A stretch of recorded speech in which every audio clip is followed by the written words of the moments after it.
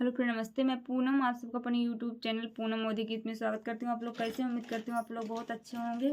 हम आप सबका एक बहुत प्यारा देवी गीत लेके आई, देवी पचरा गीत। कैसे लाइक कमेंट कर जय हैं भाई आप सभी। किस्सा बही के बिगड़ी बनवलू, किस्सा बही के बिगड़ी बनवलू, हमार सुधी काहे भुलैलू। सबही के बिगड़ी बनवलू, हमार सुधी काहे भुलैलू।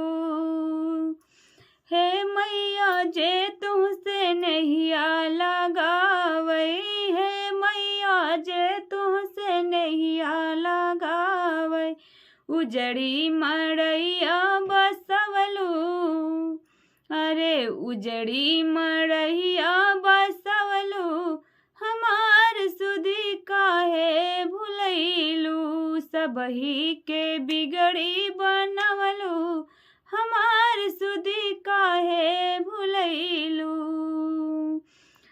श्रद्धा भक्ति से जे तुहके पूजै, श्रद्धा भक्ति से जे तुहके पूजै, जे तुहके पूजे मैया जे तुहका पूजे, मनवा के आशा पुरवलू।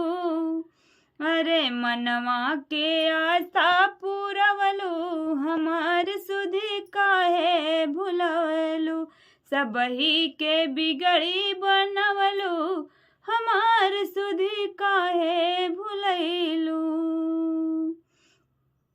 अरे हाथे त्रिशूल लिहे चक्र तलवरिया, हाथे त्रिशूल लिहे चक्र तलवरिया, धरती के भार हटवलू, हमार सुधी काहे भुलैलू।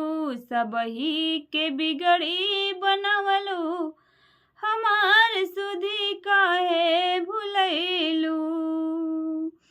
विपदा की बदर घिरी, है विपदा की बदर घिरी चारों ओरिया।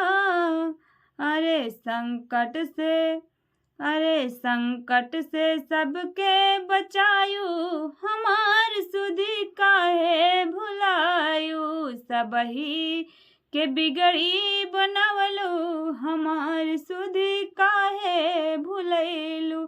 सबही के बिगड़ी बनवलू, हमार सुधी काहे भुलैलू। हर फंसी बीच धारा में हमरी नवरिया, फंसी बीच धारा में हमरी नवरिया, हमरी नवरिया मैया हमरी नवरिया।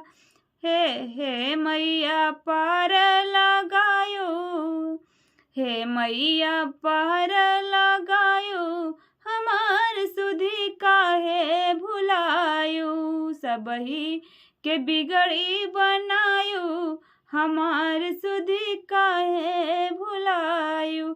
सबही के बिगड़ी बनवलू, हमार सुधी काहे भुलैलू। गीत कैसे लगा कमेंट जरूर कर जी।